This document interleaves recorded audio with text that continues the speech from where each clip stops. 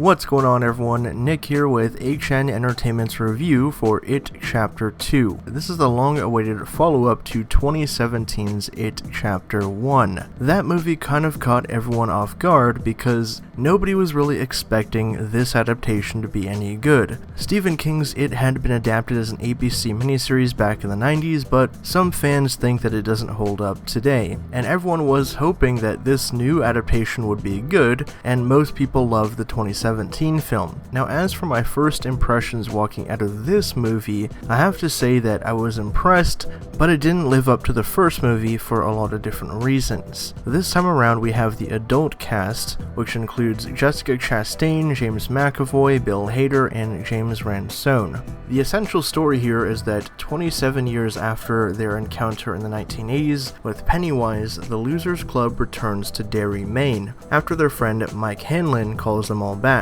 The only character that remembers that summer is Mike, since he stayed in Derry, and his memories didn't get washed away, like the rest of the characters. So through the story, they have to sort of relive their past, relive their childhood traumas and fears, and face Pennywise and take down it once and for all. That's basically the general story of the film. I don't want to give too much away because there are some spoilers, some twists and turns, and some deviations from the original source material. As for the horror and scare factor this time around, I thought this one was much more intense and brutal compared to the 2017 film. There's a lot of stuff in this that's just incredibly dark and disturbing, and images that will kind of burn into your mind of Pennywise and the different forms that he takes on from the book and the original miniseries, and I actually did enjoy that quite a bit.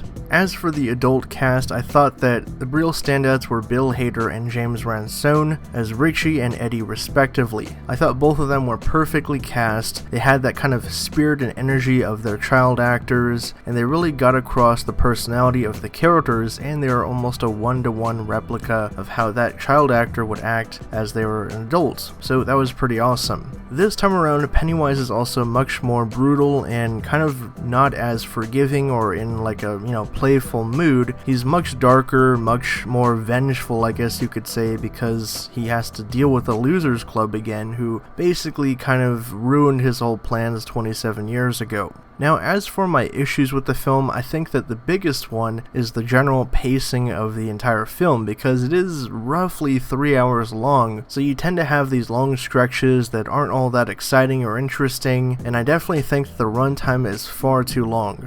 This time around, there's also a lot of humor and quips, which I thought kind of detracted from the general story and kind of subject matter of this second chapter. I also thought the story was definitely not as strong as the first film, as for the entire second act, they're basically retreading the entire events of the first movie, kind of, reminiscing about what it was like when they were kids in Derry. I also found that some of the adult actors were miscast, mainly James McAvoy and the actor that plays Ben, and also Jessica Chastain to an extent. I thought that Amy Adams probably would have been a better fit for Beverly, but Chastain does do a fine job. So my final thoughts on the film: it's good, it's not great, and it definitely does not live up to the first chapter, in my opinion at least. I did like a lot of the movie. I did like how they wrapped it up. I liked the third act. There was a lot of good character beats in this movie. Bill Hader and James Ransone completely stole the show as Richie and Eddie. I mean, they were just amazing, really. Terrific performances. And the overall direction and visual